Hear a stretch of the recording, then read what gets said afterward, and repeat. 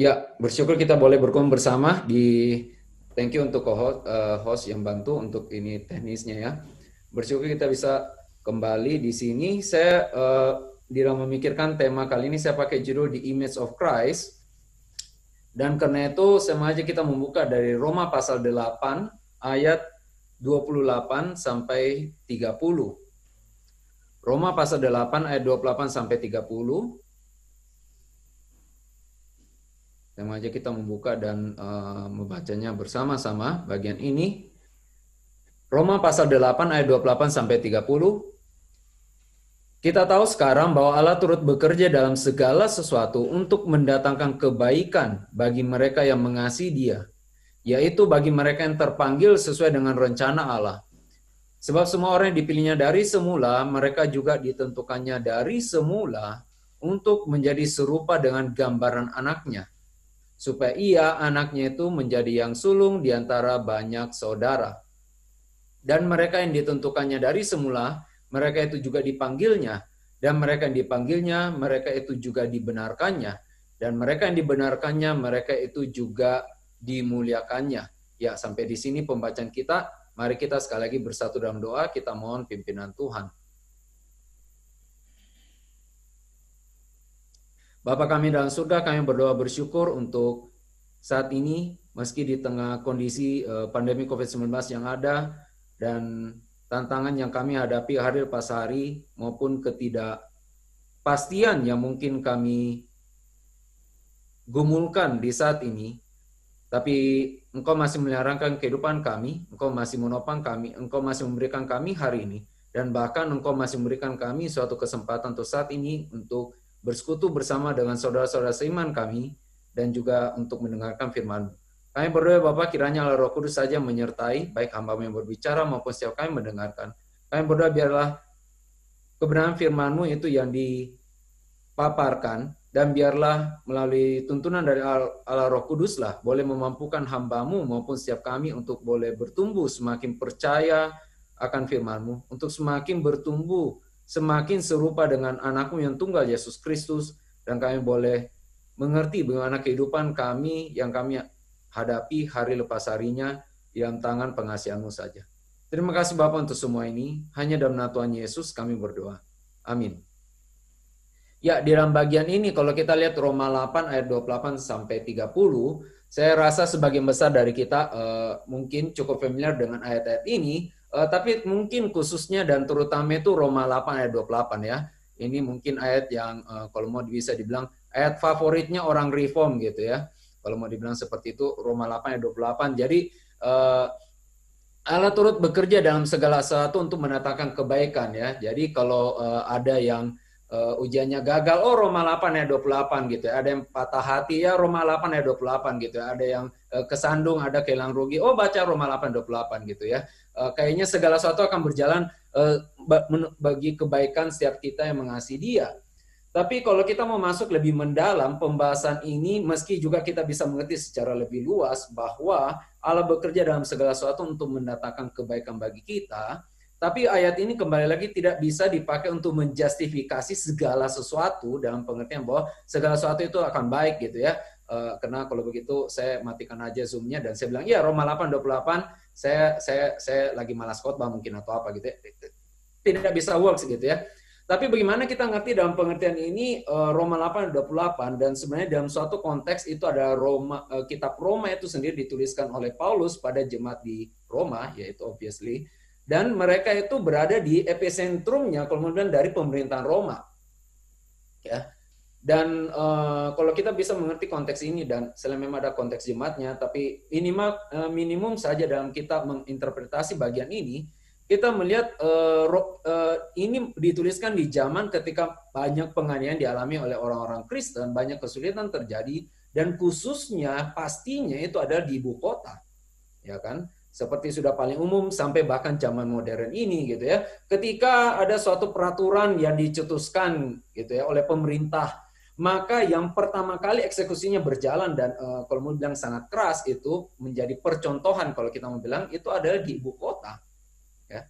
Sehingga ketika di dalam bagian-bagian ini kita bisa memahami bahwa ada kesulitan dialami oleh orang-orang Kristen di kitab orang-orang Kristen yang ada di kota Roma dibanding di kota-kota lain yang mungkin di dalam spektrum tertentu gitu ya. Ada kota-kota lain yang mungkin penganiayaan tidak seberat orang-orang Kristen yang ada di Roma misalnya kayak gitu. Karena ya ambil contoh seperti kayak Asia Minor itu karena secara lokasi geografi itu saja cukup jauh sehingga biasanya misalnya muncul suatu peraturan pemerintah yang baru atau tindakan-tindakan tertentu itu cenderung lebih lambat atau kayak bertahap eksekusinya di kota-kota lain yang lokasinya secara geografis lebih jauh gitu ya. Tapi di kota Roma absolutely pasti ketika pemerintah menyatakan bahwa kekristenan itu adalah agama ilegal ya, bahwa itu adalah agama yang tidak diakui, dan kita perlu ingat sejarahnya seperti demikian ya, mereka dianiaya. Kita perlu mengingat ya, meski ini agak aneh bagi kita terminologi orang modern gitu, dan mungkin saya agak anakronistik, orang Kristen mula-mula itu dianggap ateis. Kita mungkin surprise gitu ya. Kenapa dianggap ateis? Iya, karena menurut konsensus zaman itu, common practice-nya mereka itu adalah orang itu semua teis, semua itu beragama, dan artinya adalah nyembah-nyembah dewa-dewa itu, dewa-dewa Zeus, ya kita bisa sebut itu ya, dewa-dewa Yunani, dewa-dewa Roma gitu ya, ada Jupiter, apa segala macam. Oh, mereka banyak ilah. Nah, itulah agama gitu ya, politeis gitu. Mereka nuansa yang seperti itu. Dan orang Kristen ini kok aneh, mereka nggak mau sembah loh dewa-dewa itu. Zaman dulu mereka itu pikirannya seperti ini ya. Misalnya kalau saya ini sukanya sembahnya ya katakanlah misalnya dewa Zeus gitu. Oh, kemudian saya menikah dengan istri saya, dia suka sembahnya misalnya dewa Venus mungkin gitu. Oh, enggak apa-apa, it's okay. Memang politeis nuansanya, jadi kita sama-sama aja jalani seperti itu. Saya sembah Venus juga, kamu sembah Zeus dan seterusnya.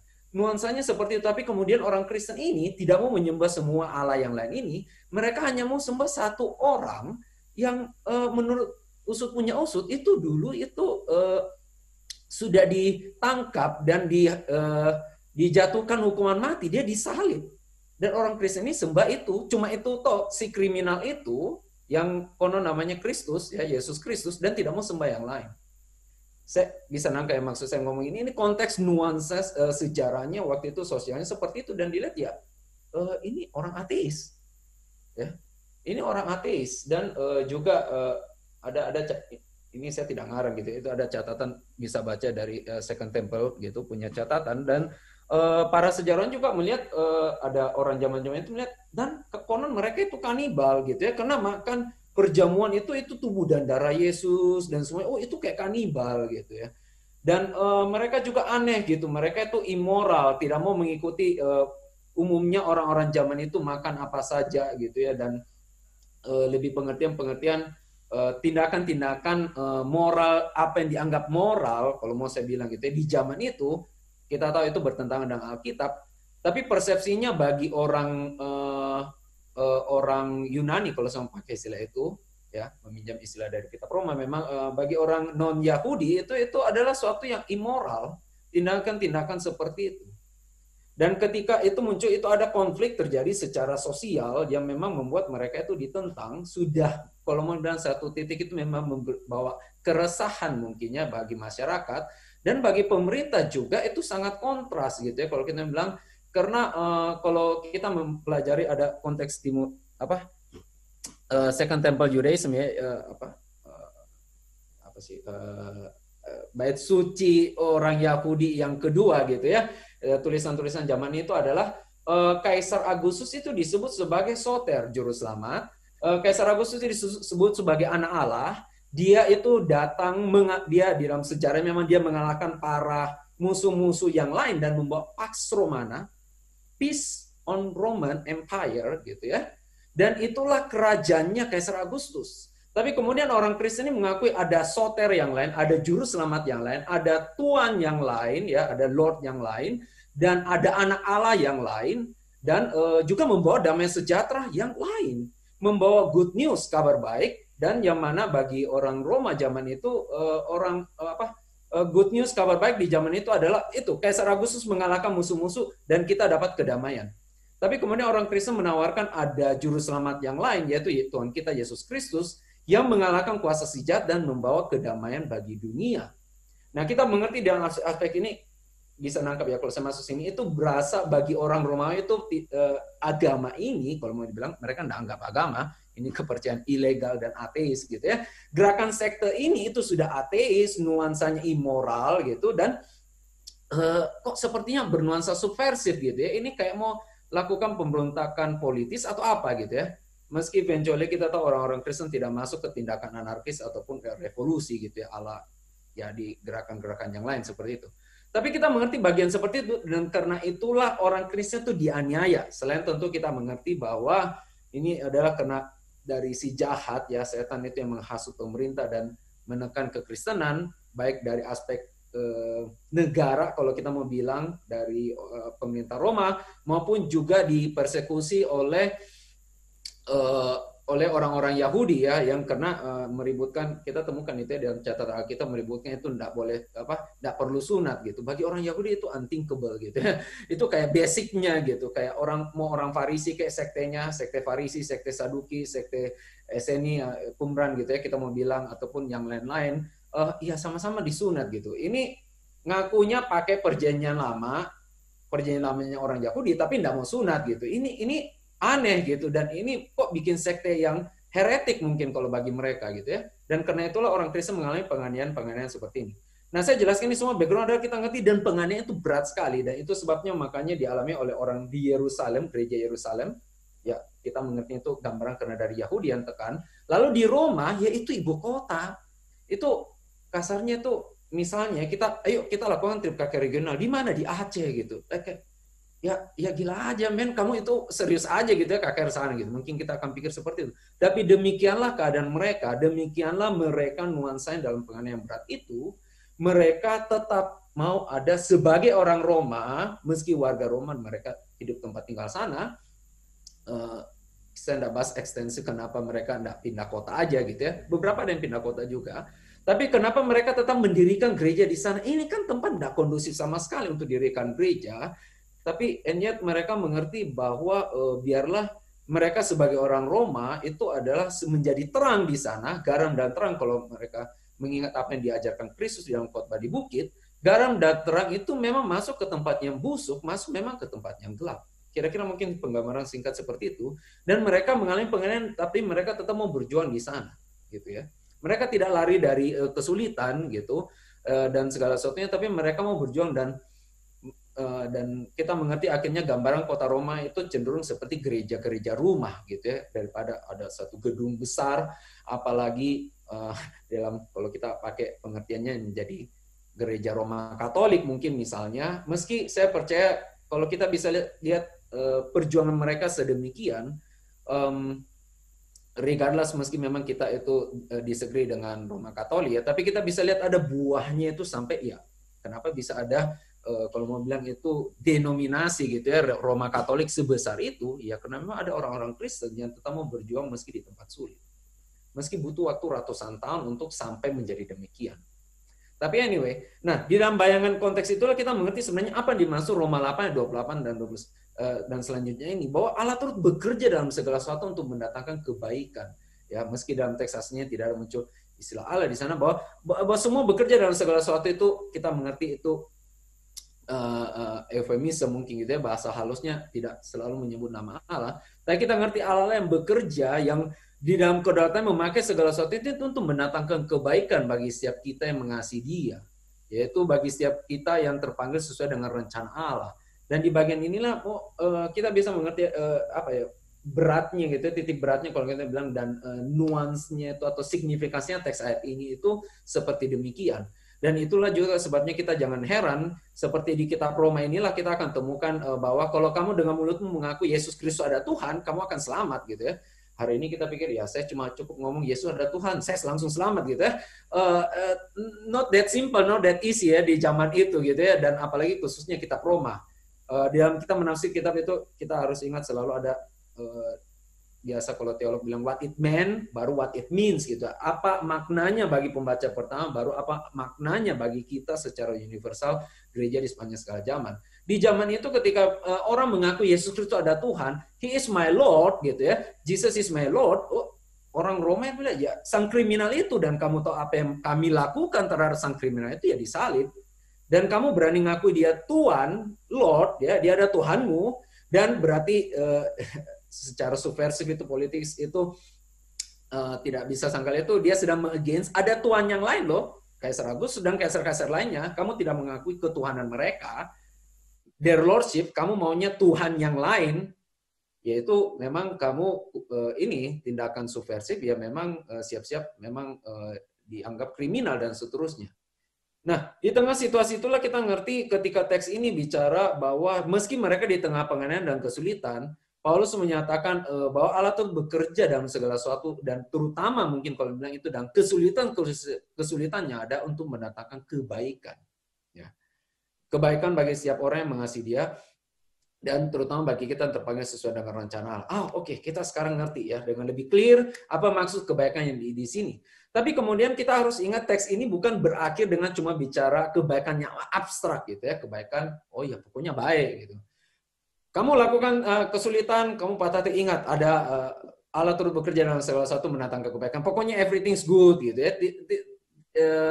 Itu to some extent itu memang bisa agak abstrak sekali dan ngawang gitu. Pokoknya kebaikan apa gitu ya. Dan memang di dalam derajat tertentu kita malah bisa bertanya, maksudnya kebaikan apa ini? Dan karena sebenarnya Paulus tidak menuliskan Roma 8 sampai 28 toh, tapi nah inilah yang saya mau sorot ini, kebaikan sebenarnya langsung di ayat 29 dan 30, dan tentu ada ayat-ayat bawahnya, tapi kita tidak bahas semua. Yaitu sebab semua orang yang dipilihnya dari semula, mereka juga ditentukannya dari semula untuk menjadi serupa dengan gambar anaknya. Nah ini yang menjadi sebenarnya main point pembahasan kita, gambar anaknya. Lalu supaya ia anaknya itu menjadi yang sulung di antara banyak saudara.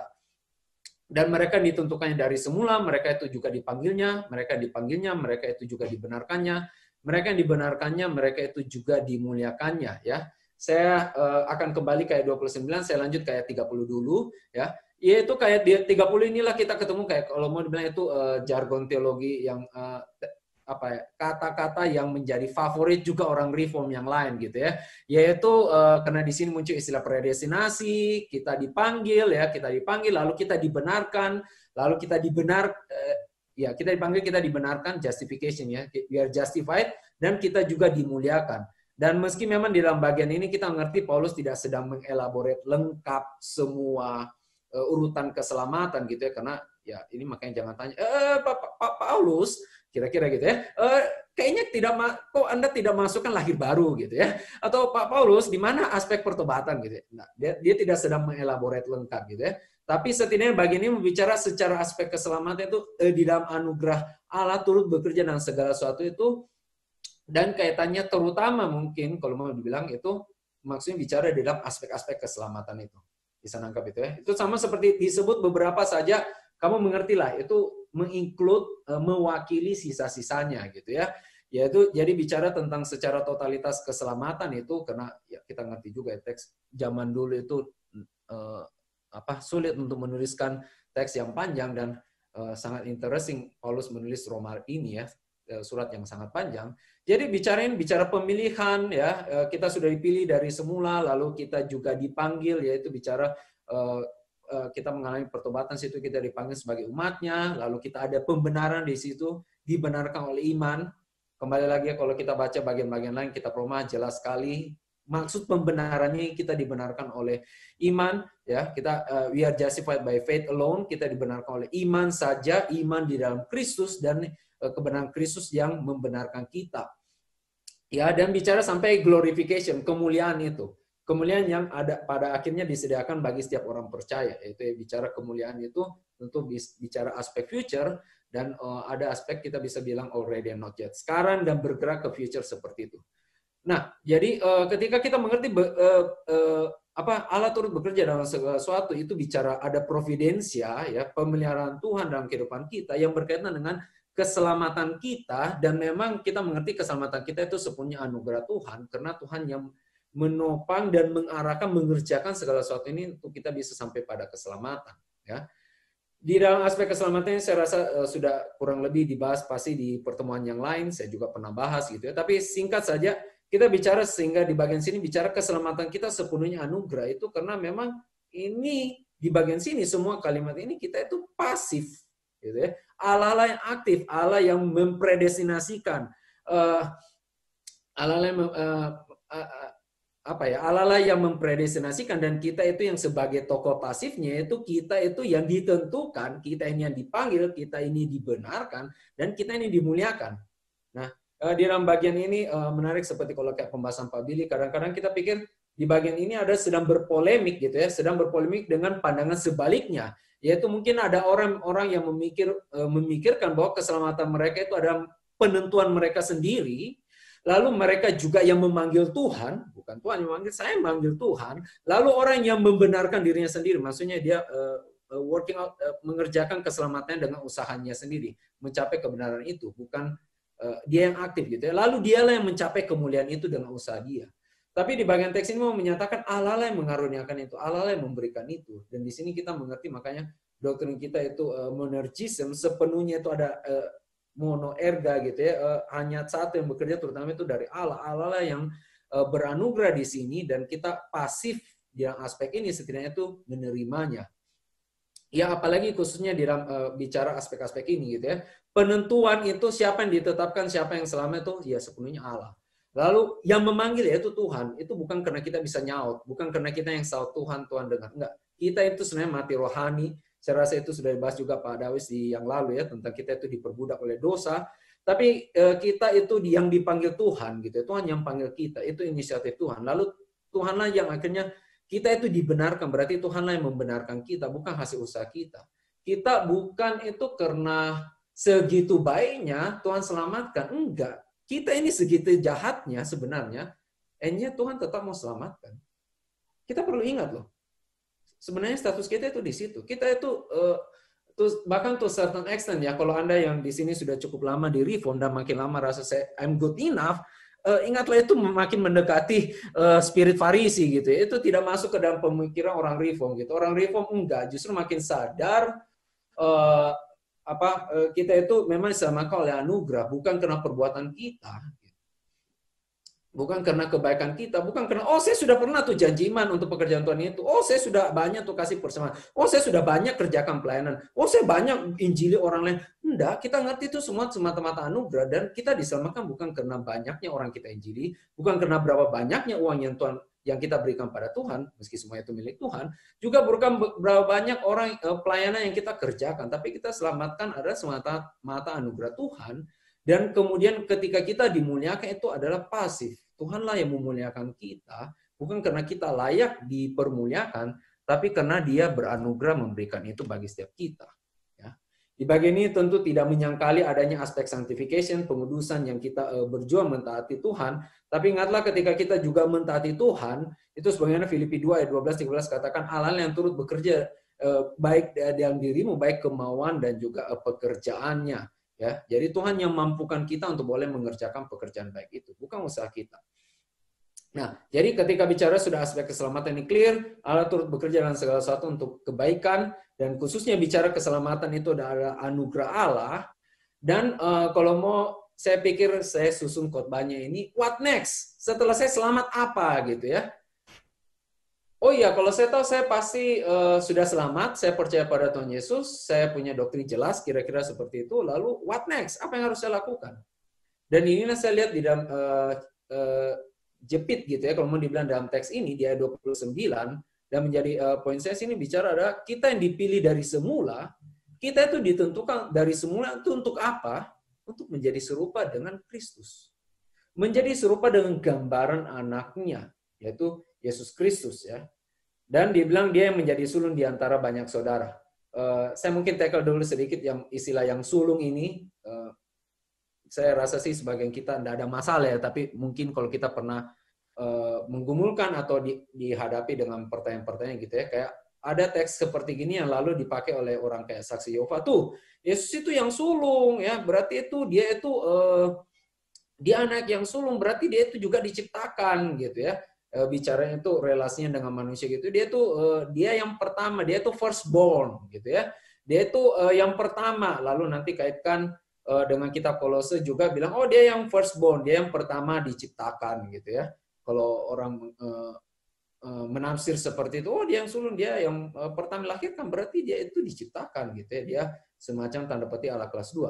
Kita mengerti tidak seperti itu. Kenapa? Karena kita mengerti idiom, ini ada istilah itu idiom ya.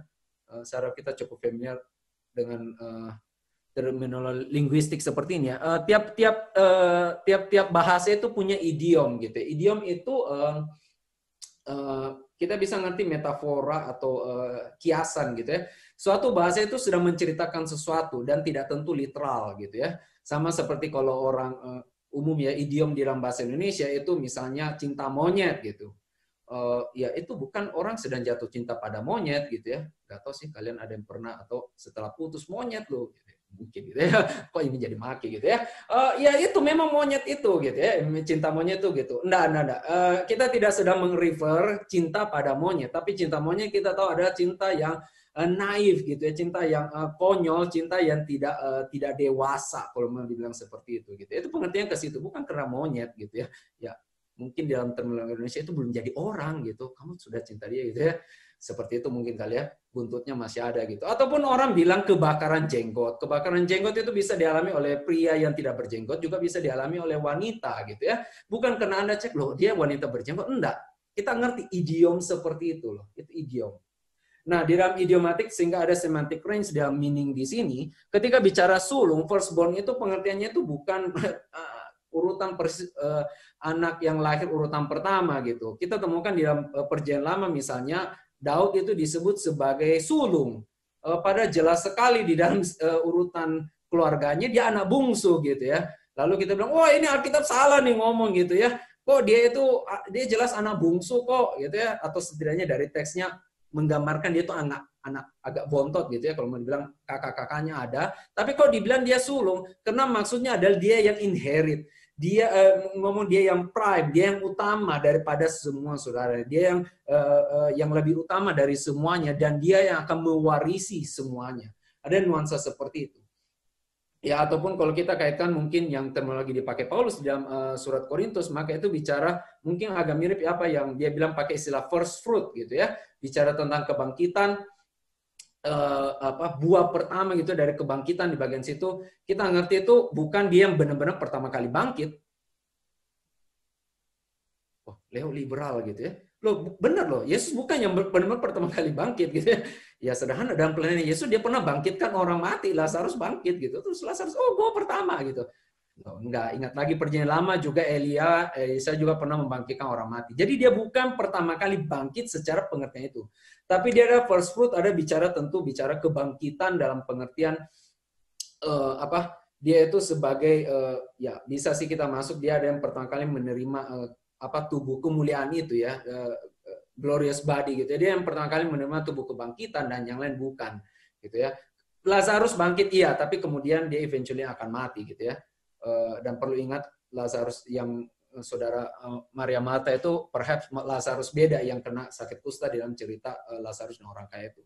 Tapi anyway, kita pengertian first fruit itu bicara ya mungkin juga bisa literal, yaitu dia yang pertama bangkit menerima tubuh kebangkitan, tapi bisa juga bicara pengertian dia yang pertama dan menjadi perwakilan dan menjadi mewarisi semua yang di bawahnya gitu ya, bicara dia yang keutamanya di bagian seperti itu. Dan itulah sebabnya Daud bisa disebut yang sulung, nuansa seperti itu gitu ya, yang pengertiannya yang kita bisa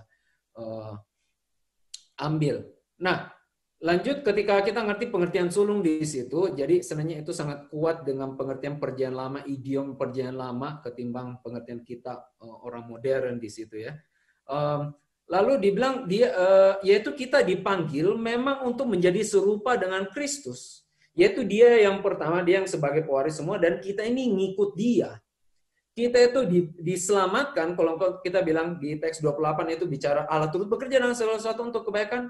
Oke. We are happy with that text, kira-kira gitu ya. Lalu ayat 30, wah semua keselamatan itu adalah anugerah. Ya, kita juga happy dengan teks itu ya, bahwa kita diselamatkan oleh anugerah. Bukan hasil usaha kita. Tapi kemudian 29 mengingatkan, mengarahkan semua karya anugerah Allah itu bukan untuk membuat kita pasif dan ngapa-ngapain, tapi untuk membentuk kita kembali, meski memang ini teksnya juga pasif, yaitu untuk kita menjadi serupa dengan Kristus. Dan sehingga kalau kita bilang setelah kita selamat, what next, itu ada bagaimana kita itu menjadi bertumbuh semakin serupa Kristus. Menjadi serupa dengan Kristus, menjadi serupa dengan gambaran anaknya, ya. Yang disinilah muncul istilah image of his son, gitu ya. Tentu menjadi saya akhirnya situ memudahkan jadinya image of Christ, gitu, menjadi serupa dengan gambaran Kristus. Nah, di bagian teks inilah yang saya pikir kita mau meng-highlight ya dalam aspek ini dalam kehidupan kita. Saya meskipun saya tidak ikut ya yang pertemuan yang lalu, sempat Pak Dawis bahas di bulan lalu ya, Yesus adalah Tuhan dan Allah kita. Tapi ya saya mengasumsikan itu lebih banyak meng-highlight ke divinity of Christ ya, keilahian Kristus. Nah, di bagian sini ketika kita bicara menjadi serupa dengan Kristus, biarlah kita mengingat yang kita makin menjadi serupa dengan Kristus itu di aspek humanity of Christ-nya. Semakin serupa dalam gambaran dia sebagai manusianya itu. Gitu ya. Dan sebenarnya itu ada suatu yang kembali ini ya, Dui Natur Kristus. Ya, sebenarnya itu ide awal si tema saya gitu ya, tapi saya pikir sudah ada dibahas Pak Dawis, jadi saya bahas sisi humanity-nya aja. Ya anyway gitu ya, Yesus itu punya dua natur. Dia ada sepenuhnya Allah, sepenuhnya manusia. Dan doktrin ini bukan cuma untuk Anda hafal gitu ya, kita hafal, oh ya Yesus itu 100% Allah, 100% manusia gitu ya. Dia sepenuhnya Allah, berarti dia memang tidak berubah dan seterusnya. Tapi kembali kita ingat juga ada bicara aspek lainnya, itu dia punya 100% manusia itu. Dan di dalam aspek 100% manusia itu, kembali satu sisi tentu itu ada teologi, itu pengajaran doktrin itu sendiri bicara ya Yesus apa adanya, yang memang ya per se memang dia demikian. Tapi hal itu diungkapkan, direvelasikan kepada kita, kalau mau bilang seperti itu bukan tanpa tujuan, ataupun bukan cuma sekedar untuk kita hafal secara kognitif gitu ya. Kayak kamu ditepuk bangun, Yesus itu naturnya apa? Oh, dua natur, dia 100% Allah, 100% manusia. Oh, oke, ya udah, yuk tidur lagi gitu. Enggak, bukan di situ gitu ya. Tujuan kita bukan di situ, tapi tujuan kita ngerti doktrin ini kaitannya dengan real life situation. Kaitannya dengan praktek kehidupan kita, yaitu kita melihat dialah penggambaran the true humanity, itu kalau mau dibilang, atau ultimate humanity, dan dia menjadi teladan kita yang utama, yang memang tidak bisa salah, dan dia menjadi contoh kita bagaimana kita mengikut Kristus itu sendiri. Dan sehingga di dalam bagian ini pembahasan saya, setelah kita diselamatkan adalah kita, what next-nya itu selanjutnya adalah kita semakin bertumbuh semakin serupa Kristus atau tidak. Dan di dalam bagian aspek serupa dengan Kristus ini bicara terutama dalam aspek kemanusiaannya. Ya. Bagian ini yang saya bahas gitu ya. Menarik, memang kembali lagi saya percaya mungkin beberapa kita sudah pernah tahu gitu ya pembahasan ini. Dua natur Kristus ini dia sepenuhnya Allah, sepenuhnya manusia gitu ya. Di dalam bicara keilahiannya dia tidak terbatas, ya pasti. Tapi kemanusiaannya itu dia terbatas. Terbatas dalam artian adalah ya tubuhnya tidak mau hadir misalnya seperti itu. Dan ada aspek-aspek lainnya gitu ya yang memang kembali lagi ya, kalau sesuai dengan bahan saya tentu sudah ada bahas di katekisas juga berapa kali. Dua natur ini tidak bisa dibedakan tapi tidak bisa dipisahkan, tidak bercampur gitu ya dua natur ini. Tapi dua natur ini berjalan bersama-sama. Kalau kita mau pakai terminologi itu paradoks itu ya paradoks seperti itu berjalan dalam pribadi Kristus. Dan ketika kita dibilang meneladani Kristus, semakin serupa Kristus, atau yang biasa Thomas A. Kempis katakan imitatio Christi gitu ya, semakin mengikut Kristus, kita ingat bahwa kita itu meneladani itu kemanusiaannya, bukan keilahiannya. Di bagian ini saya merefer kalau kita mengingat apa kejatuhan Adam dan Hawa di Taman Eden gitu ya. Mereka itu jatuh dalam dosa itu kenapa sih? Oh, karena makan buah terlarang. Oke. Terus buat terlarangnya apa? Itu loh pengetahuan yang baik dan jahat. Lalu kita kalau cuma baca sampai situ, oh Tuhan itu maunya Adam dan Hawa itu jadi orang goblok kira-kira gitu ya. Tidak tahu apa yang baik dan jahat, pokoknya jahat, pokoknya taat aja gitu ya, bodoh gitu ya. Jadi naif gitu ya. Kalau kita mengerti penafsiran seperti itu keliru gitu ya. Kita mengerti mereka kejatuhannya sebenarnya adalah memang adalah karena mereka mau menjadi seperti Allah itu. Nah, terminologi ini menarik. Karena bukankah mereka sudah lebih dahulu diciptakan menurut gambar rupa Allah? In a sense, mereka itu sudah seperti Allah.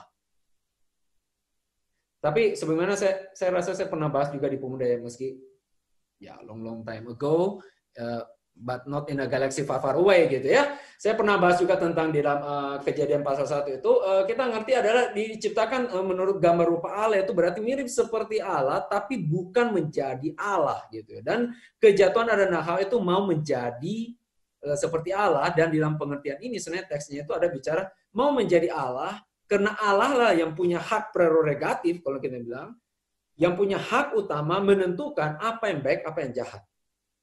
Nah, itu terminologinya sebenarnya di situ gitu ya.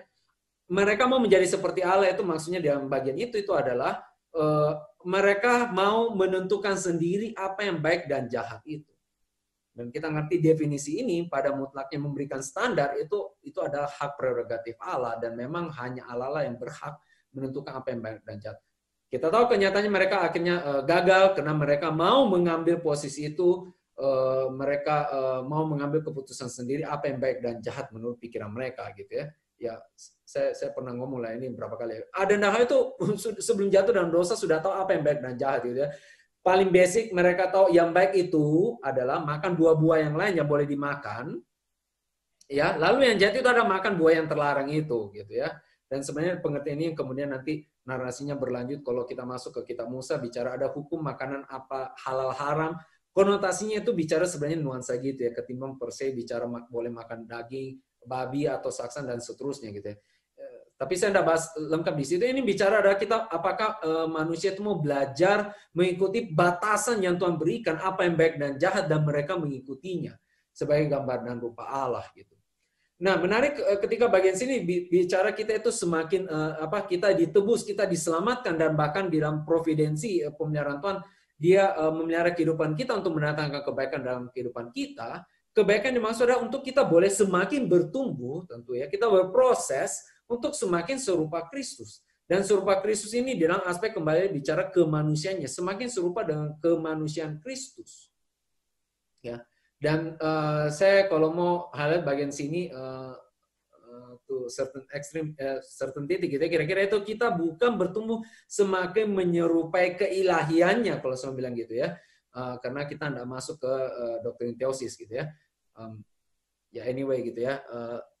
Ya saya tidak bahas juga lah gitu. Tapi kita itu semakin serupa Kristus dalam aspek kemanusiaannya. Dan di bagian itulah sebenarnya kita membawa diri kita itu dalam penghayatan akan Kristus itu lebih mendalam. Ketika kita melihat Kristus saja di dalam banyak yang dia kerjakan, bagaimana dia ketika di dalam pencobaan. Kristus ketika dicobai, yang dia lakukan apa sih?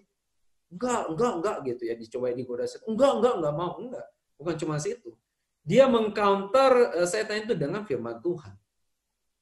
Ya, dan di bagian ini kita bisa ngerti firman Tuhannya ini dia bukan tring gitu ya, langsung tahu gitu ya, ada arsipnya gitu ya. Enggak, dia belajar as a humanity, dan itu dicatat juga di dalam Lukas. Dia Kristus itu di umur 12 dikatakan dia semakin bertumbuh dan di dalam hikmah dan pengetahuannya, dan dia semakin dikasih Allah dan manusia. Itu bicara aspek kemanusiaannya. Dia itu bertumbuh belajar, ya literally mirip kayak kalian belajar ya. Meski fakultasnya fakultas teologi gitu ya, jadi lebih mirip Vikaris Lukman mungkin dan kami di sini gitu ya. Dan dia belajar dan dia berproses juga belajar gitu. Dan ketika dia menghadapi godaan itu, modal dia adalah ya dia mengkotor dengan firman Tuhan. Dan itu bicara dari aspek kemanusiaannya. Dan sebenarnya di dalam gambaran itu kita buka satu sisi memang kita bisa ingat ya, lihatlah Yesus itulah Yesus itulah yang memang tidak pernah gagal. Dicobai aneka macam rupa oleh setan, dia selalu menang. Top juara 1 gitu ya, nilainya 100. Dia 3 kali cobai dengan 3 macam pencobaan beda. Kalau kita mau pakai istilah yang dipakai dari Injil Yohanes itu ya, bicara pride, lust of the flesh dengan lust of the eyes. Seperti itu dia selalu menang. Lalu dia ditentang juga oleh Petrus itu, dia tetap menang. Dia tetap menjalankan misi Bapa sampai akhirnya. Iya, ada poinnya kita mengerti bagian itu bahwa dialah yang ultimate dan dialah perwakilan representasi kita, dan akhirnya dialah satu-satunya Tuhan dan Juru Selamat kita. Tapi biarlah kita ingat kisah itu bukan sedang kasih laporan, data, berita dan pamer gitu ya. Tahu nggak sih? Kalau ini rekan-rekan yang waktu kuliah gitu ya, itu kadang kita paling kesel, misalnya kita ujian sudah susah gitu ya, datang teman kita, nih nilai gua 100. Aduh gila, itu ujian itu susah banget. Gue nilainya ya 70 juga, ini udah ngos-ngosan gitu ya, dia 100 gitu ya. Terus nilai mata kuliah lain lagi, waduh kita itu nilainya tuh, waduh ini berat sekali, dapatnya 65. Terus teman yang sama datang itu, nih nilai saya itu juga 100 gitu ya. Lalu muncul lagi ujian lain, wah ini ujian sulit, kita harus hair gitu ya, kita harus remedial, ulang karena dapatnya pada 40, 30. Oh, si itu teman itu datang lagi, saya nilainya 100 gitu ya. Certain titik kita bisa kesel gitu ya. Terus kamu mau apa sih gitu ya kalau kayak gitu. Kalau kita cuma reseptifnya seperti itu. Tapi kalau kita ngerti adalah Kristus ketika menyodorkan bagian ini menyatakan sungguh dialah perwakilan kita yang utama. Tapi kemudian ada ayat di bagian itu sebenarnya sedang men-trigger, mempersuade kita, mendorong kita, mengencourage kita untuk melihat bahwa dialah yang sulung dan kita sebagai yang bungsu kalau mau bilang gitu ya, yang ngikut dia. Lihatlah teladan dia dan kita ikuti.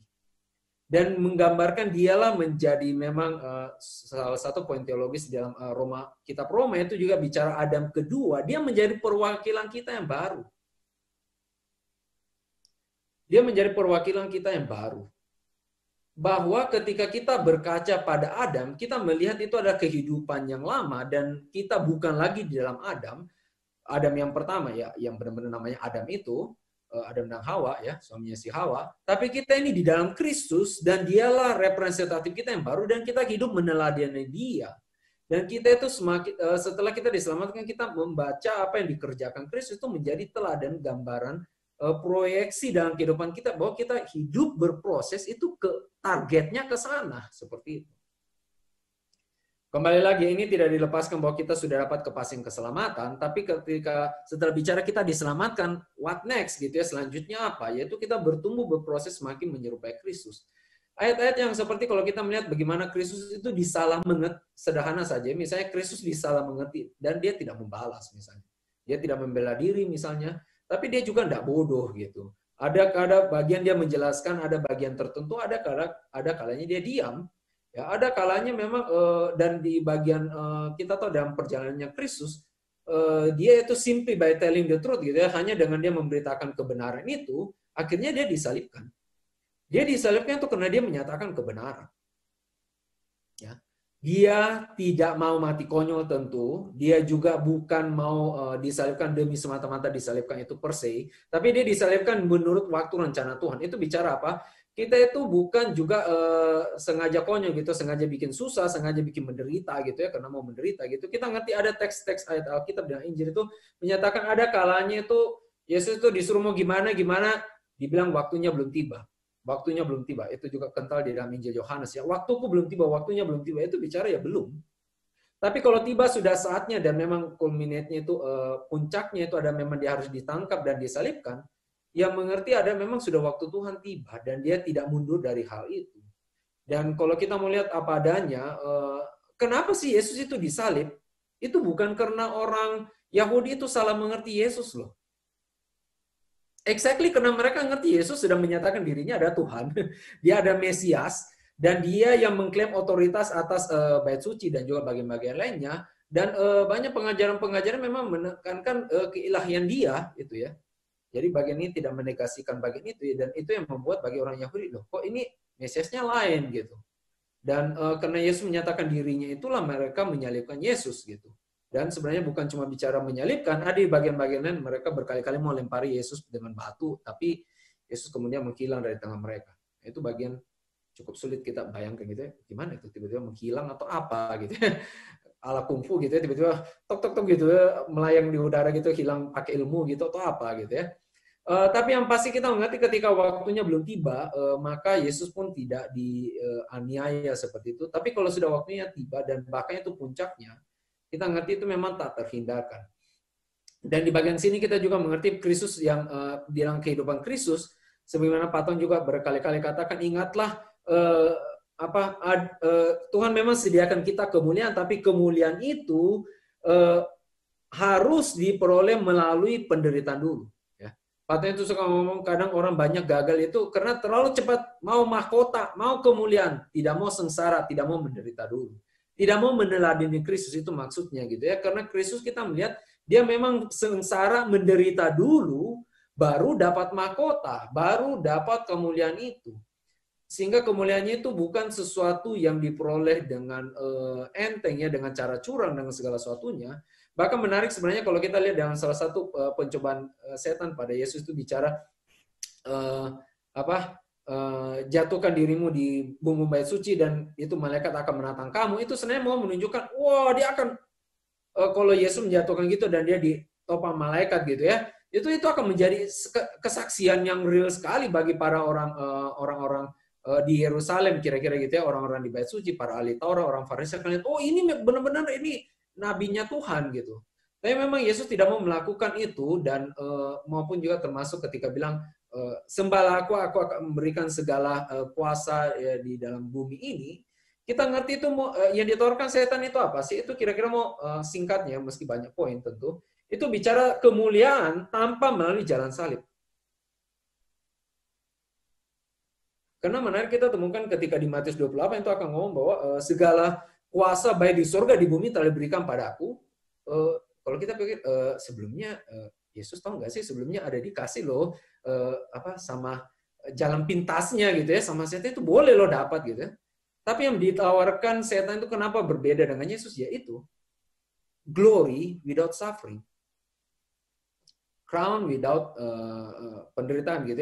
Itu yang ditawarkan setan. Setan akan menawarkan kita kemuliaan yang memang tanpa penderitaan.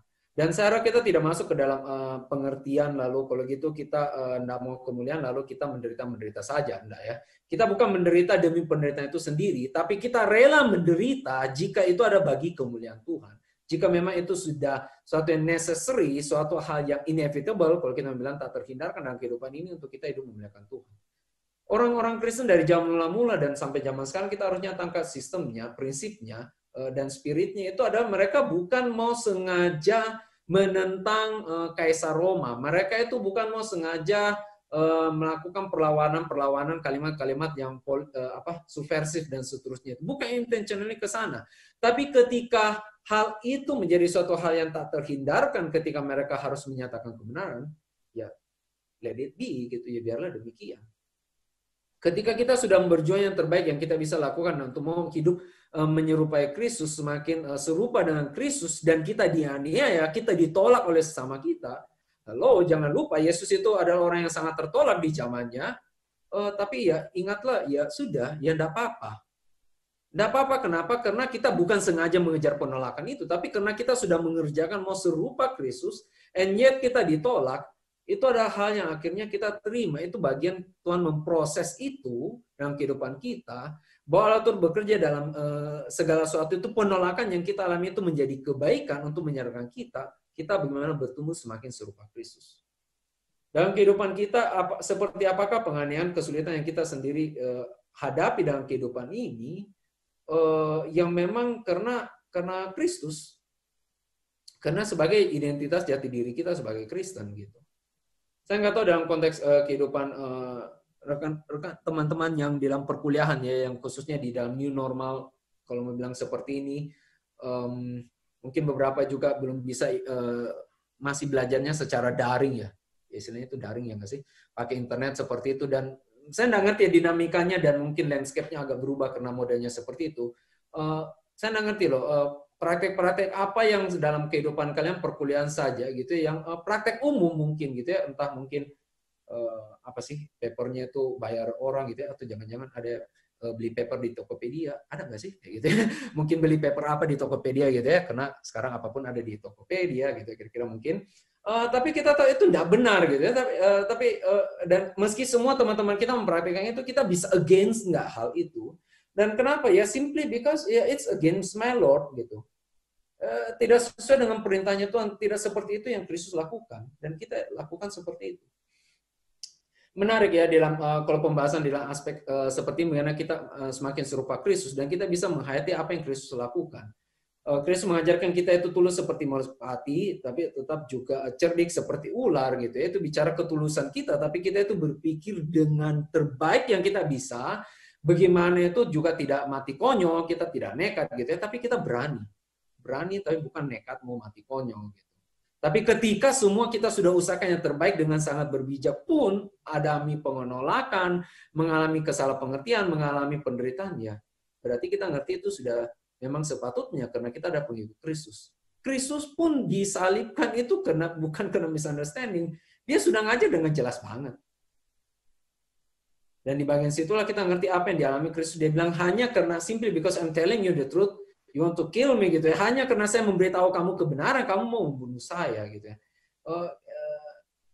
Kapan ya terakhir kita itu sedemikian beraninya menyatakan kebenaran sampai orang mau bunuh kita gitu. Oh itu suatu bagian yang itu ya, yang sebenarnya menjadi pertanyaan ya. Kita ini seperti apa gitu ya. Saya tidak mau masuk ke dalam detail teknisnya gitu ya, seperti apa dalam konsep kita masing-masing, kehidupan kita juga beragam, saya tahu, tapi seberapa kita memang bisa berani mengambil sikap, meski kita tahu kita akan mengalami penganiayaan atau penolakan dan sebagainya. Saya rasa sih Anda tidak ngikut teman kalian, misalnya ini contoh sih ya memang, misalnya teman-teman kalian pada beli paper di Tokopedia, kalian tidak ikut ya, saya rasa sih kalian tidak sampai dibunuh lah gitu ya, paling dimaki ya, atau dibilang itu ya sok suci lah anak pendeta gitu ya, atau apa gitu ya, lebih baik tuh anak pendeta atau orang tua kalian mendadak jadi pendeta atau apa gitu ya, dan seterusnya. Tapi kita ngerti itu ada penolakan yang memang lumrah justru ketika kita mau menyatakan kebenaran itu. Dan penolakan seperti demikian yang kita mengerti bahwa Allah turut bekerja dalam segala sesuatu itu, termasuk penolakan yang Anda alami. Di salah pengertian itu pun, bahkan dalam titik tertentu itu di persekusi gitu ya, itu ada untuk kebaikan, untuk kita semakin mengerti apa artinya kita serupa dengan Kristus. Sebenarnya ada di bagian aspek-aspek di situ loh yang lebih mendalam gitu. Yang kalau mau saya bilang itu dalam satu aspek tertentu gitu ya, itu apa ya? Kalau Anda mengalami penderitaan ya, bagaimana salah satu mengukur pertumbuhan kerohanian kita gitu ya. Sebenarnya salah satu di sini gitu ya. Misalnya gitu ya, kenapa kamu menderita hari ini gitu ya? What makes you suffer today gitu, kalau mau dibilang gitu ya. Kalau kita bilang iya saya menderita, kenapa saya patah hati gitu ya? Ya oke, ya granted itu sama extent, tetap itu penderitaan, saya juga pernah patah hati kok ya. It's okay. Tapi kita perlu ingat bahwa itu penderitaan yang sebenarnya sama aja dengan orang dunia gitu.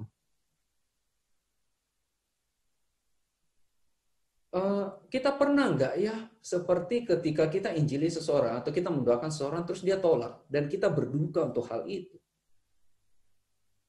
Kristus itu ya, dia itu kita temukan di dalam catatan Matius itu ada seven woes itu ya, kalau nggak itu dia celakalah kamu orang ini, celaka ini itu ada kalimat celaka ya gitu yang kayak kita pikir kayak ekstrim gitu ya, guru kenapa kamu segitu gitu, mungkin bagi murid-muridnya dia kalimat celaka gini, itu ada berapa tempat gitu ya, tapi terakhir itu dia ada mengatakan Yerusalem berapa lama aku itu ingin mengumpulkan kau seperti induk ayam mengumpulkan anak-anaknya. Dia berduka atas kecelakaan mereka. Yesus menangis ketika orang itu tidak mengerti ketika orang tidak percaya, dan itu ada bagian kita mengerti spiritnya Yesus seperti demikian.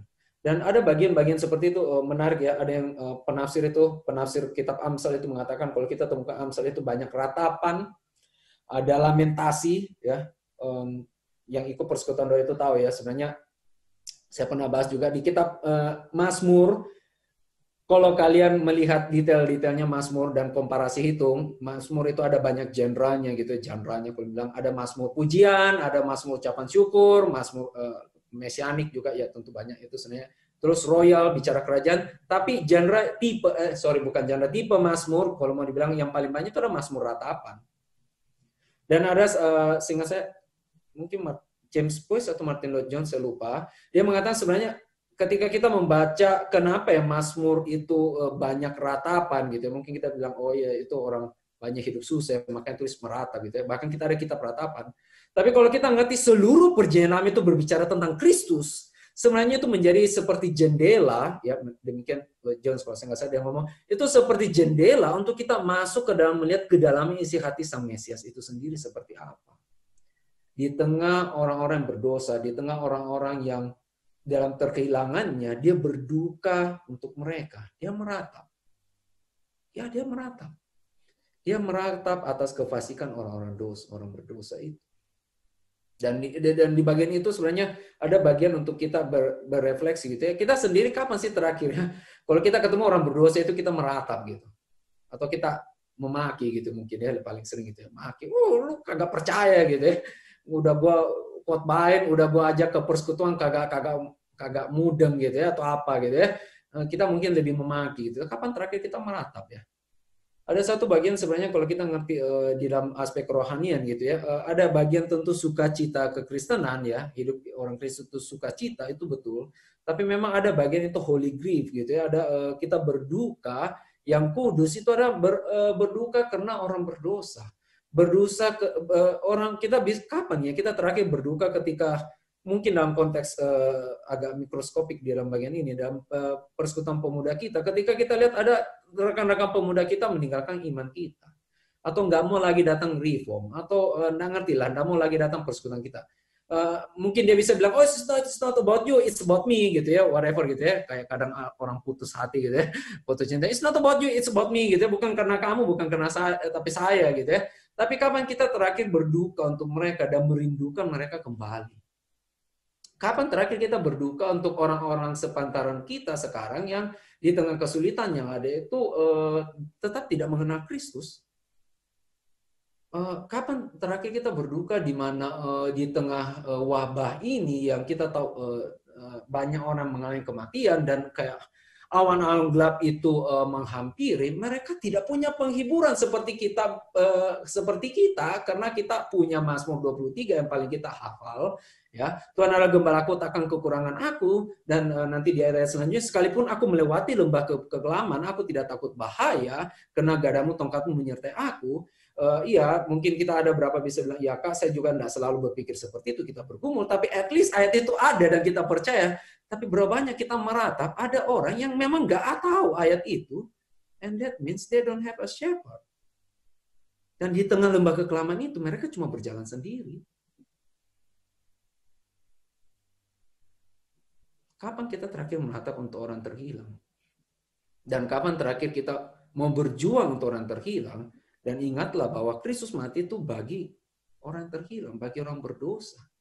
Dia mati memang bagi orang berdosa, bukan bagi orang benar. Tanda petik kalau kita bilang seperti itu. Dia memang mati bagi orang terhilang. Dan harusnya kalau kita mengerti, kita bertumbuh semakin serupa Kristus. Gambaran Kristus itu adalah kita semakin meneladani dia dan aspek ininya. Dan iya, ini bicara aspek manusianya. Loh. Kembali lagi saya highlight di dalam bagian ini. Ini bicara aspek kemanusiaannya loh. Kristus bukan menatap itu dalam aspek kealahannya gitu ya. Meski ini ada bisa pembahasan cukup panjang, tapi saya berhalat ini sebagai manusianya. Iya, di dalam bagian itu dia berduka, dia mengalami berbagai kesulitan di dalam aspek kemanusiaannya terutama, dan kita dipanggil meneladani dia di dalam bagian situ. Kita dipanggil itu memang untuk semakin serupa Kristus. Ingatlah kita ada Kristen. Kristen itu ada Kristus kecil. Dan itu bicaralah kita semakin mengikuti dia, itu menyerupai dia di situ. Dan saya percaya ketika segala sesuatu Tuhan Allah bekerja dalam segala sesuatu untuk mendatangkan kebaikan bagi setiap kita, termasuk seperti COVID ini, mungkin ada bagian memang untuk kita kembali berefleksi, merenungkan, Tuhan pakai kita itu semakin serupa Kristus itu apa sih? Dan di dalam bagian ini kita mengerti ya, Kristus itu bukan orang kerohanian dengan pokoknya mengisolate diri sendiri gitu ya, ala karantina gitu. Dia tinggal tidak bersentuhan dengan orang lain dan dia hidup suci gitu. Enggak, dia itu bersentuhan exactly dengan orang-orang berdosa dan bahkan dia dicibir itu dia berteman dengan orang-orang berdosa gitu. And dia tidak berdosa. Kadang-kadang gitu ya kalau kita enggak coba lebih agak hati-hati gitu ya. Jangan sampai kita masuk ke spirit-spirit yang seperti reform elitism gitu loh. Jadi saya ini reform, saya ini baik, saya benar, saya ngerti predestinasi, saya sudah baca tuh buku tulip gitu ya, saya sudah baca lengkap gitu, saya ikut ujiannya lulus. Dan ada banyak orang-orang di luar sana yang kagak tahu tulip dan celakalah mereka gitu. Saya bersyukur saya ini selamat gitu. Itu kok lebih mirip doanya orang Farisi gitu ya dengan di hadapan orang pemungut cukai gitu. Saya bersyukur saya ini orang Farisi, saya ini orang bukan pendosa seperti pemungut cukai ini. Dan sedangkan pemungut cukai itu yang tidak bisa mendengar ke atas, dia bilang, aku cuma orang berdosa, kasihanilah aku. Lalu Kristus mengatakan, surprise-nya sebenarnya teks itu bicara adalah orang pemungut cukai itulah yang dibenarkan dan orang Farisi ini tidak gitu. Nah, spirit kita sebenarnya mengerti itu seperti apa sih ketika kita lihat ada orang-orang di luar sana, ada orang yang belum mengenal Tuhan. Dan sebenarnya ya di tengah di bagian ini saya rasa ketika kita melihat sekarang kita pembinaan seperti lewat Zoom gitu ya, to certain extent kita bisa debate gitu kenapa pakai Zoom dan seterusnya, tapi kita bisa lihat nggak ini sebagai suatu opportunity mungkin, sebagai suatu kesempatan kita bisa memberitakan Injil dengan cara yang sederhana, dengan mengajak mungkin teman-teman kita untuk datang bersekutu dengan cara seperti ini. Toh mereka nggak ngapain mungkin kalau mau dibilang. Ya tentu saya harap kalian juga approach-nya itu bukan cuma itu ya forward terus nonton gitu ya. Oh cuma di read Kak, dia nggak klik, ya celakalah kamu memang ya. Korasin gitu ya dan semua. Ya come on ya, coba lebih apa ya, jangan terlalu hostile lah, kita bisa lebih civilized gitu ya. Kita lebih hospitality gini, kita bisa approach, menjangkau rekan-rekan kita, teman-teman kampusmu. Iya, rekan-rekan teman-temanmu yang mungkin anytime gitu ya, tanpa bermaksud mendoakan tentu. Kalau mereka kena COVID positif, ya nggak tahu lagi nasibnya gimana gitu ya.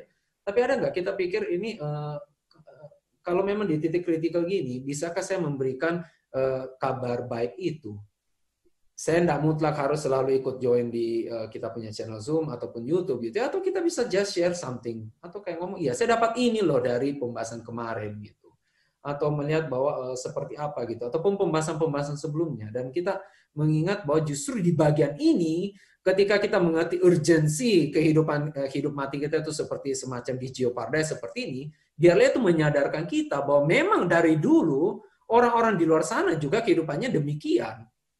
Ya, sekarang ini kita seperti Geopardies gitu ya, hidup mati kita itu kita bisa mati sewaktu-waktu gitu ya, dan celaka gitu ya hanya karena ada COVID gitu ya kalau mau dibilang. Tapi ingatlah dari dulu juga orang bisa mati karena banyak hal dan bahkan binasa ketika mereka tidak mengenal Kristus. Berapa banyak sebenarnya dalam bagian ini bagian saya refleksi gitu ya, dalam bagian ini ketika kita melihat begitu kentalnya, kalau saya bilang itu bayang-bayang lembah kekelaman akan kematian di mana-mana, kembali mengingatkan kita bahwa sebenarnya sudah dari dulu bayang-bayang lembah kematian kekal itu ada bagi orang-orang di luar Kristus. Dan berapa banyak kita mengingatkan dan memberitakan kabar baik itu pada saudara-saudara kita gitu ya. Itu sama seperti awal-awal itu bilang, oh ya bagaimana hadapi COVID, pokoknya ingat pakai masker ya, pakai masker, cuci tangan, bawa hand sanitizer. Ya tentu itu perlu saya lakukan juga ya, bahkan terlalu rajin dari dulu gitu ya, mungkin sebelum COVID anyway. Tapi berapa banyak kita mengingat masalah yang utama itu bukan di situ saja loh. Tapi bahwa keterhilangan mereka, status mereka di luar Kristus. Dan bagaimana kita dipakai menjadi agennya Tuhan, memberitakan kabar keselamatan itu pada mereka. Dan ketika kita mengerjakan demikian, ada penolakan. Ya, Yesus saja ditolak. Yesus sang guru di atas segala guru ya, yang paling bijak itu aja ditolak gitu. Dia sudah jelaskan dengan sangat baik gitu, aja ditolak. Ya kalau kita ditolak itu sebenarnya satu tanda petik itu lumrah gitu ya. Tapi terus kita meratap, kita doakan dan kita mengusahakan lagi dan dalam banyak hal. Dan dalam bagian ini ketika kita mengalami pergumulan itu, biarlah kita lihat kita justru sedang berproses makin serupa Kristus. Ada bagian yang ya mungkin saya sharing dikit gitu ya, di tengah-tengah situasi gini, saya kemarin ini kan ada pimpin persekutuan kampus gitu ya, persekutuan kampus di yang Solo ini untuk bagian kedokteran gitu ya. Saya kembalikan ke masing-masing, maksudnya saya ini cuma beri contoh ya untuk mungkin perhaps men-trigger kita gitu. Saya share kepada yang satu pembahasan itu dengan mereka, lalu saya ngomong gini dengan COVID ini ya, saya ingat sebenarnya dulu-dulu ya, dan setahu saya masih sampai sekarang, ketika orang bilang masuk jurusan ambil fakultas kedokteran, itu motivasinya apa sih? Kalau yang sampai zaman sekarang, mungkin masih sama ya, tapi setidaknya saya dari dulu, kenapa orang masuk kedokteran? Oh ya itu yang pinter, itu yang bikin kaya, ya apalagi, itu yang paling prestisius, ya iya tuh kenapa jadi dokter? Ya iyalah itu yang cuan gitu ya, ya jangan jadi hamba Tuhan gitu, kayak kami gitu ya, bukan curcol ya, tapi anyway gitu, ya itulah kayak kamu masuk ke situ itu yang paling prestisius gitu kan, kamu jadi dokter, ya bayarnya mahal sih, tapi memang kamu akan untung, ya itu tanam modal investasi jangka panjang dan beruntung kaya banget loh. Kenapa you jadi spesialis? Ya itu yang bikin kaya, ya iya toh. Ya iya dong, masa setelah saya spesialis lalu saya jadi dokter gratisan di Papua? Ya enggak lah gitu. Saya buka klinik besar lah gitu ya, dan seterusnya. Ya, saya bukan ngomongin itu sebagai judgmental atau apa ya, tapi saya ngomongin ini suatu sharing dari teman saya yang ambil kedokteran, dan dia bilang ini sudah menjadi sistemik ya gitu, dan bayangan itu seperti itu sebelum COVID. Lalu masuk COVID kan, dan ya menjadi pertanyaan, kenapa saya jadi dokter? Gila, zaman sekarang kalau lu mau dapat duit, ya kerja yang lain lah. Ada yang lebih jauh lebih safe daripada jadi dokter. Kenapa jadi dokter? Kenapa jadi dokter Kristen? Nah, itu saya share ya di dalam bagian itu, dan di bagian sini kita bisa lihat dalam, saya lihat dalam satu artian tertentu tentunya ya. Tetap tentu wabah ini ada penyakit gitu ya dan masalah gitu. Tapi di dalam satu artian tertentu, di dalam kedaulatan Allah turut bekerja dalam segala sesuatu. Ketika Allah mengizinkan COVID-19 ini, saya pikir itu satu bagian pemurnian bagi dunia medis untuk mengerti seperti apa kita menjadi dokter. Seperti apa kita menjadi dokter Kristen. Why you become a doctor? Kembali lagi saya tidak mau menjudgmental motivasi kalian semua pasti uang gitu ya ataupun dan seterusnya, tapi saya pikir dalam bagian ini satu bentuk Allah sedang memurnikan kita, setiap kita, dan kita bisa refleksi dalam banyak hal apa yang Tuhan hadirkan dalam nature alam berdasarkan dari firman-Nya, dan bagaimana kita hidup berespon pada Dia. Dan di dalam bagian ini ketika kita mengerti kita dipanggil untuk menjadi Allah turut bekerja dalam segala sesuatu untuk mendatangkan kebaikan, untuk kita menjadi semakin serupa dengan Kristus, ya Kristus itu juga seperti itu. Kristus lahir di zaman yang memang menjadi anak Daud itu ya sangat resiko, itu zamannya tidak ideal sama sekali. Dia dari lahirnya aja itu dikejar-kejar mau dibunuh Herodes. Itu zamannya tidak ideal sekali gitu. Kalau kita mau pikir, kalau dia mau sekedar tanda petik ya, maaf ya, tanda petik ini sekedar menggenapi nubuatan dia menjadi anak Daud, ya dia langsung lahir, langsunglah directly anak Daud toh. Itu zaman paling keemasan. Tapi karena Kristus masuk di dalam zaman yang seperti di catatan perjanjian baru, zaman yang sangat tidak ideal. Tapi kita ngerti adalah membicara penggenapan Allah dan bicara dia masuk ke challenge itu dan dia menghidupinya dan dia dipakai untuk menerangi sesamanya. Saya harap ini cuma contoh gitu ya, dan bidang kita masing-masing untuk kita refleksi dalam banyak hal menghadapi situasi ini, kita coba menggumulkan di hadapan kita apa artinya kita itu menjadi serupa dengan Kristus, dan bagaimana kita belajar mengikut Dia, menyangkal diri, memikul salib, mengikut Tuhan kita seumur hidup kita. Dan ingatlah, Dia sudah duluan yang sulung itu. Dia yang meminta kita untuk menyangkal diri, memikul salib sudah lebih dahulu menyangkal dirinya, memikul salibnya, dan mati untuk memberikan keselamatan kekal bagi setiap kita. Kira ini bisa menguatkan setiap kita. Mari kita satu dalam doa. Dengan hormat minta kesediaan Vikaris Lukman memimpin kita dalam doa meresponi kebenaran firman. Ya, silakan. Oke. Mari kita berdoa. Bapa kami surga, kami bersyukur Tuhan untuk firman Tuhan yang terus mengingatkan kami akan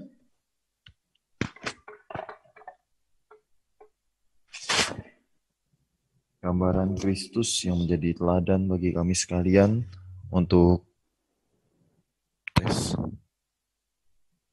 menjadi manusia yang sejati di hadapan Allah, manusia yang benar, manusia yang berkenan di hadapan Allah, sebagaimana Kristus menjadi manusia yang seutuhnya, yang berkenan di hadapan Allah. Dan ajar kami juga Tuhan untuk terus bersandar kepada Kristus, karena kami sadar kami tidak mampu bersandar pada kekuatan diri kami sendiri, dan kiranya Roh Kudus yang memampukan kami, menyempurnakan kami meladani Kristus, kemanusiaan Kristus di segala aspek kehidupan kami Tuhan. Kiranya Engkau juga sertai untuk kami semua untuk dapat terus bertekun di dalam mengerti, mengenal Engkau melalui kebenaran-Mu, melalui firman Tuhan, melalui persekutuan pemuda ini Tuhan. Dalam nama Tuhan Yesus kami berdoa. Amin.